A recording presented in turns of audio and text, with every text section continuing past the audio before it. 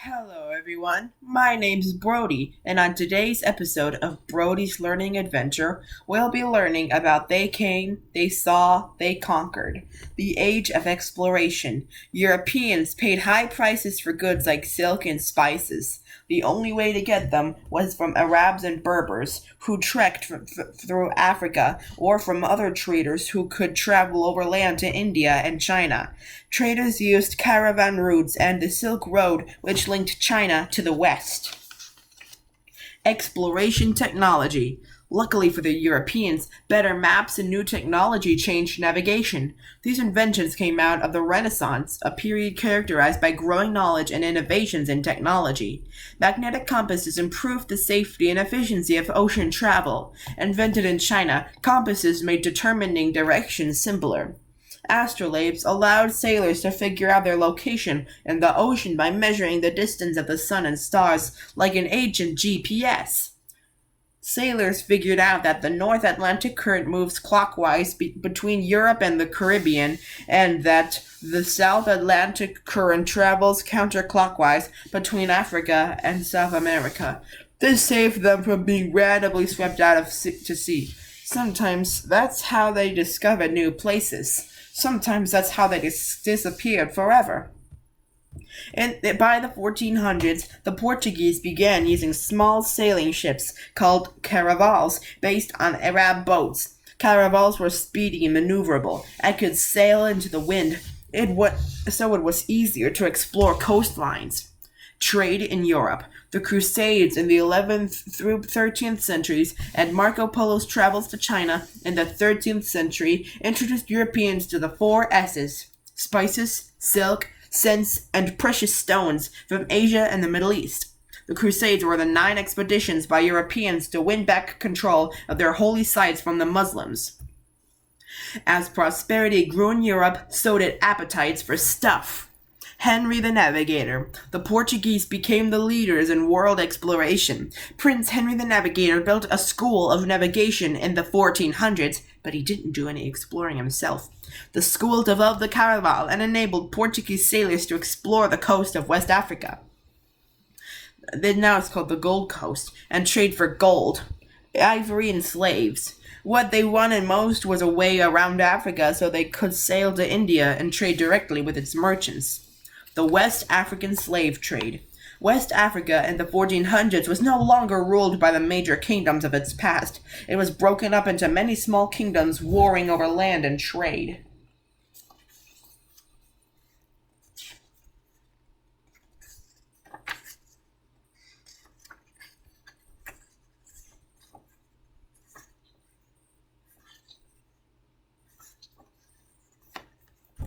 Enslaving captured enemies was already an established practice. Arab Muslims some traders added slaves to their shipments of gold, sold in gold as early as the 600s CE. In the last half of the 1400s, two kingdoms, the Congo on the Zaire River and the Dongo to its south, dominated their neighbors. By the time the Europeans arrived in the 1480s, the African slave trade was big or terrible business, as they were to soon discover.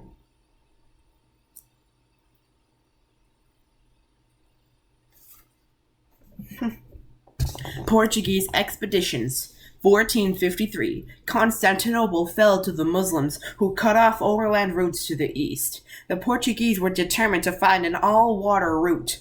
1487. Explorer Bartholomew Diaz set out. A storm and winds accidentally took his ship to his exact goal, the southern tip of Africa. Diaz named the land the Cape of Good Hope, in the hope it would lead to a route to India. 1497. Vasco da Gama sailed around the Cape of Good Hope and, after nearly 100 days out of sight of land, reached India in May of 1498. The Portuguese began making more trips and traded for spices, porcelain, silk, etc. Just in case you didn't know why there's so much trading, this was before they had shops. As a result, Lisbon, capital of Portugal, became a major trade city, and Portugal became very rich. Bonus discovery. A Portuguese fleet led by Pedro Alvares Cabral ended up over in present-day Brazil while on the way to Africa, so he claimed it for Portugal. Not a bonus. More European trade in Africa meant more slave trade, which destroyed many African communities. What about the Vikings? The Vikings, seafaring people from Scandinavia, were the first Europeans to explore North America. Eric the Red discovered Greenland, and his son, Leif Erikson, reached present-day Canada in the year 1000 CE. Erikson named the land Vinland, but since the Vikings didn't stay, future explorers were credited with being the first ones there. Christopher Columbus. In 1492, born in Italy and raised in Portugal, Christopher Columbus thought he could reach India faster if he sailed west. Educated people knew that the world was round, but they didn't know how big it was. If the world was bigger than Columbus thought, he would certainly fail, so it was difficult to find someone to give him money to even try his plan. By appealing to their desires to spread Christianity and by promising incredible riches, Columbus convinced King Ferdinand and Queen Isabella of Spain to sponsor him. Spoiler alert, Columbus grossly underestimated the size of the New World. Columbus sailed the ocean blue. It rhymes. Like in 1492, Columbus sailed the ocean blue. Do you get it? That rhymes. Let me know in the comments below if you can come up with a colonial rhyme. On August 3rd, 1492, Columbus set out with 3 ships, the Nina and the Pinta, both caravels, and the flagship Santa Maria, and supplies for 6 months. His crew urged him to turn around for a few months. He kept 2 sets of logs, a secret one with the real distances traveled, and another with shorter distances, to convince the crew they were just moving very slowly. Finally, in October, they saw land. That's the month we're in now. They went ashore in the Bahamas on an island they named San Salvador, or Holy Savior. Columbus made 3 more voyages in search of gold and tobacco, and explored Hispaniola, the island of present-day Haiti, and the Dominican Republic, Cuba, Jamaica, and the coast of Central and South America. Though many of the people who already lived in those areas were friendly to Columbus and his men when they arrived, the European settlers were more interested in gold and tobacco than in friendship. In general, they enslaved and cruelly treated the native people. Columbus and his crew thought they were in the Indies in Asia, and this is why the Caribbean islands are called the West Indies, and why Native Americans are called Indians. Drawing the line. Spanish and Portugal disagreed over who owned some of the newly found lands. In 1493, they asked Pope Alexander IV to decide. On a map of the world, the Pope drew a line of demarcation from the top to the bottom, giving everything to the west of it to Spain, and everything to the east to Portugal. Portugal argued that most lands to the east had already been claimed. The next year, that 2 countries agreed to move the line about 1,175 miles west in the Treaty of Tordesillas. Everything left to be discovered was now pre-divided. Spain got almost all of it except Brazil, which is why Portuguese, not Spanish, is spoken in Brazil now, and some islands of the Atlantic. More exploration. 1502. Amerigo Vespucci sailed along the coast of South America. He was one of the first folks to realize he wasn't in Asia. Then he recounted exotic and grand descriptions. A German map maker labeled the new land America in his honor. 1513. Vasco Núñez de Balbo hiked across Panama and was the first European to see the Pacific Ocean by heading west.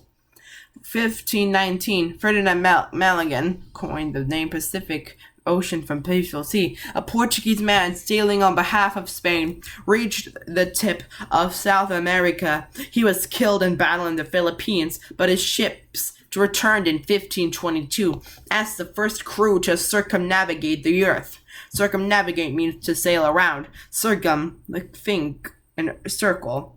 The Columbian Exchange. There had been no mixing of plants and animals between the Americas and the rest of the world for over 10,000 years. Things like corn, tobacco, cocoa, and potatoes didn't exist elsewhere until they were brought back from the Americas. In return, Europeans brought wheat, barley, grapes, and onions, as well as cattle, pigs, and horses to the Americas. The plants changed the diets of people all over the world, and the animals changed the way land was used in the Americas. The humans hadn't been exposed to any of the other germs either. Diseases such as smallpox, measles, and the flu were common in Europe, but Native Americans didn't have immunity. About 20 million people died from disease in a 100-year span in Central America alone. The mixing of plants, animals, viruses, and bacteria is known as the Columbian Exchange or the Great Biological Exchange. Immunity is resistance to a disease or sickness, particularly due to previous exposure to the germs. The Conquistadors. That sounds like a book. The Conquistadors, a new kind of Spanish explorer and conqueror, were given the thumbs up from the king and queen to settle in the Americas in return for 20% of any treasure found. The Conquistadors wanted to convert people to Christianity, trade for goods, and find lots of gold. In 1519, Hernan Cortes went to Mexico with about 500 soldiers, along with horses and cannons. With the help of a native woman called Malanzin, Cortes convinced the people whom the Aztecs had conquered to ally with him. They resented paying tribute to the emperor, Montezuma, with human sacrifices. Seeing the shiny metal weapons and horses, Montezuma was worried that maybe Cortes was the god Quetzalcoatl, or that the gods had sent Cortes and his men. After welcoming them to Tenochtitlan, he offered them treasures and hoped they'd leave. That backfired, since Cortes not realized that the Aztecs had a whole lot of gold. With the help of the Aztecs' angry subjects, Cortes and his crew captured Montezuma. On June 30th, 1520, La Noche Triste, the sad night, the people of Tenochtitlan drove the Spanish and their allies from the city. Montezuma was killed in the fighting, along with numerous Spanish soldiers. But in May of 1521, Cortes returned with more Spanish troops, and this time the Aztec Empire fell. Tenochtitlan was destroyed and the Spanish built Mexico City on top of the rubble.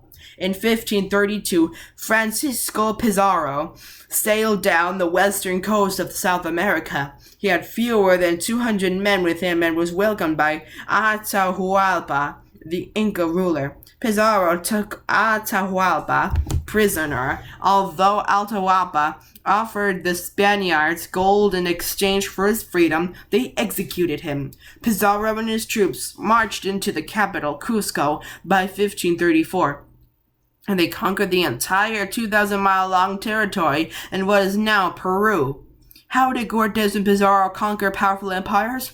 Their weapons, armor, and horses made them seem godlike and gave them the advantage. They took their enemies by surprise. They got the support of oppressed locals.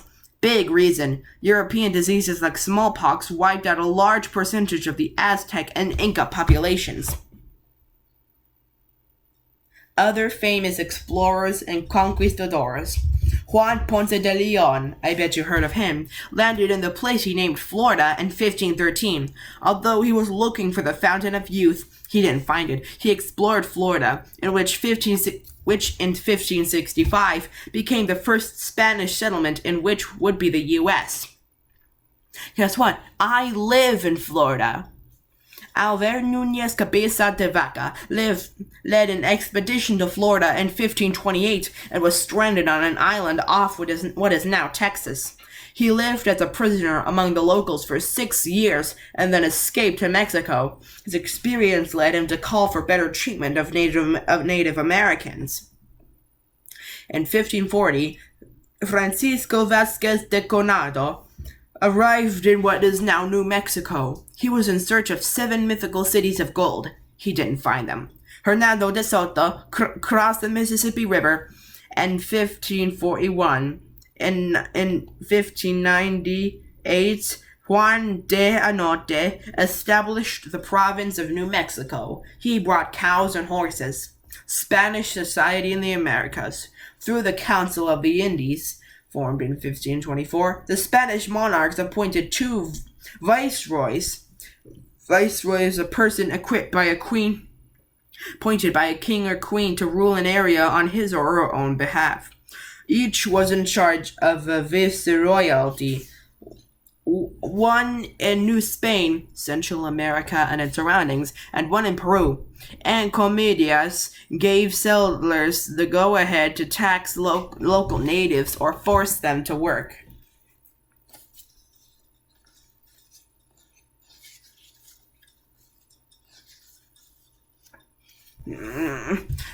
Encomienda was a royal grant of land, including all the people on it.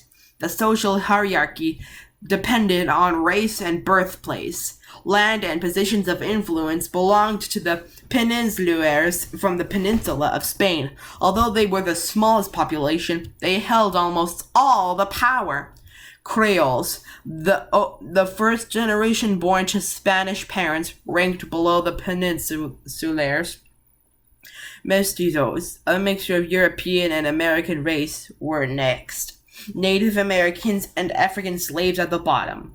There were three main kinds of settlements: pueblos, which were towns and trading centers; missions, which focused on converting people to Christianity; and presidios, which were forts.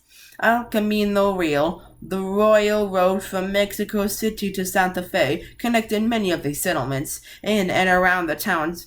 Haciendas, large estates and plantations, large farms raising cash crops, grew coffee, cotton, tobacco, and sugar. Cash crop is a plant that farmers grow to make money. These huge operations needed a lot of work. The labor was so intense that many died. Bartolomé de las Casas and the New Laws. Bartolomé de las Casas was a priest who spoke and wrote about the mistreatment of the Native American population. He came to the Caribbean in 1502. His work contributed to the government of Spain passing the new laws in 1542, making it illegal to enslave Native Americans, but that didn't end slavery. Because the Spanish could no longer enslave Native Americans, they instead enslaved more Americans. The Northwest Passage of exploration of North America. Explorers searched for the Northwest Passage, a water route through North America, so ships could sail from the Atlantic to the Pacific for trade. In 1497 and 1498, John Cabot, an Italian sailing on behalf of England, landed in Newfoundland, Canada. Cabot thought he was in Asia, so he set sail for Japan and was never heard from again. The Northwest Passage wasn't navigated until 1903. Let me show you the Northwest Passage. This is the Northwest Passage. Let me get you in better light. So, in a minute.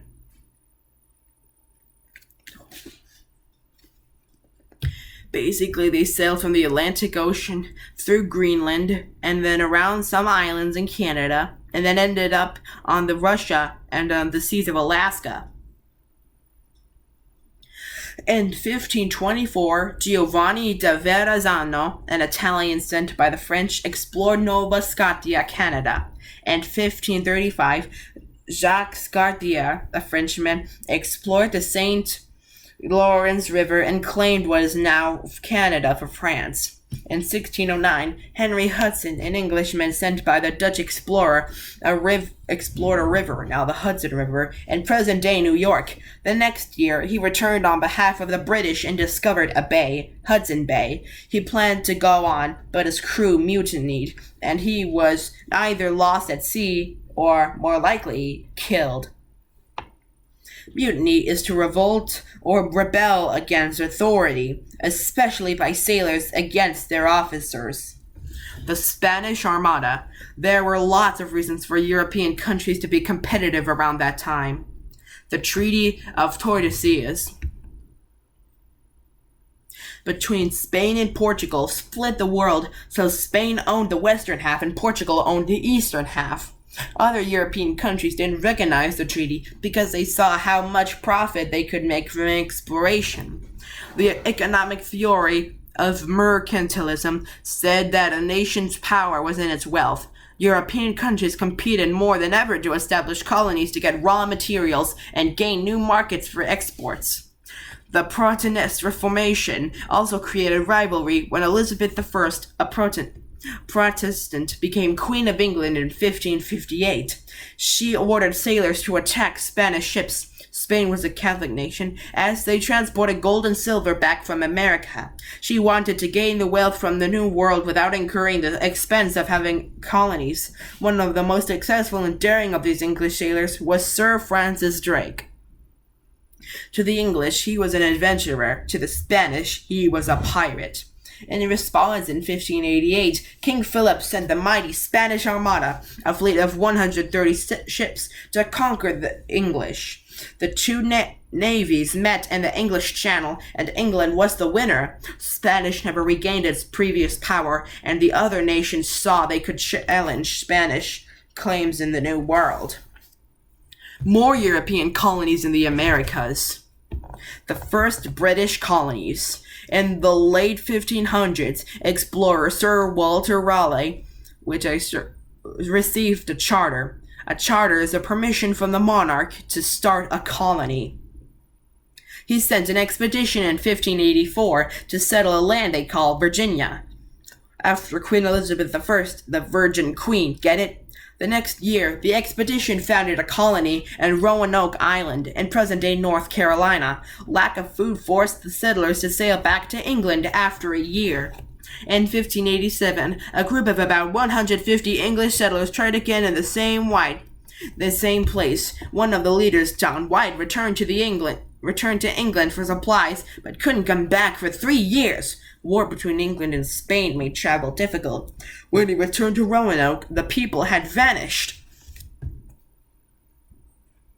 The first person born in the Americas to British parents, Virginia Dare, was John White's granddaughter. What happened to her and the other settlers is still a mystery. Her colony is now called the Lost Colony.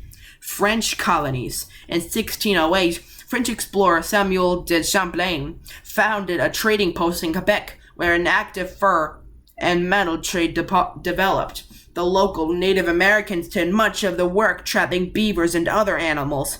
A number of Catholic priests also lived in New France, as the colonies was renamed on a mission to convert the locals. In 1682, René Robert Cavalier, Sieur de la Salle, called the length of the Mississippi River and claimed the area, including what is now Louisiana, for the French when he reached the southern end. The French later founded a trading post there in what is now New Orleans. In the 1700s, the French established trading posts in present-day Detroit, Michigan, and St. Louis, Missouri. Because of these French explorers, French culture is North America. North America is still concentrated in the province of Quebec and the state of Louisiana. Dutch colonies. The Dutch staked their claim in the Hudson River Valley. In 1614, they set up Fort Nassau, near modern-day Albany. The Dutch West India Company established the colony of New Netherland in 1621 along the river. In 1626, Peter Minuit purchased the island of Manhattan from the local people. The Manhattans, for what was been described as $24 worth of goods, but is but bit more than that in modern dollars. Though still not very much, the city of New Amsterdam, today's New York City, became a prosperous center of the fur trade. The Manhatans probably considered the sale to be more of a lease for hunting and use rights. The Dutch West India Company was a chartered company. In that kind of business, investors joined to explore the trade together, with the support of the government of their home country. The government also gave permission to negotiate with foreign leaders and own colonial land. The Dutch East India Company, which did business in India and Asia, was another chartered company. Here's a quiz to see if you've been paying attention. Why did the Portuguese want to sail directly to India? Why did Christopher Columbus have trouble getting funding? Why is Portuguese spoken in Brazil? What does it mean to circumnavigate something? What was the Columbian Exchange? How did the conquistadors conquer entire empires with only a few $100s? Although the Northwest Passage wasn't found by early explorers, what were two resulting explorations? How did the defeat of the Spanish Armada affect colonization of the Americas? Pause the video now to think of the answers for yourself. On to the answers. 1. They wanted to cut out the middleman in their trade. 2. Nobody knew how far it was if you sailed west from Europe. 3. Spain and Portugal agreed in the Treaty of Tordesillas that land would belong to Portugal. 4. To sail around it. 5. To exchange of plants, animals, and germs between the two hemispheres. 6. They had surprise and the support of oppressed locals, technology, and immunities. 7. John Cabot landed in Newfoundland, Canada, and Henry Hudson explored the Hudson River. 8. Spain could no longer enforce the Treaty of Tordesillas and its monopoly on colonization. Question 7 is more than one correct answer. Be sure to like, comment, subscribe, and hit the notification bell so that way you won't miss any of my new episodes. This is Brody signing out.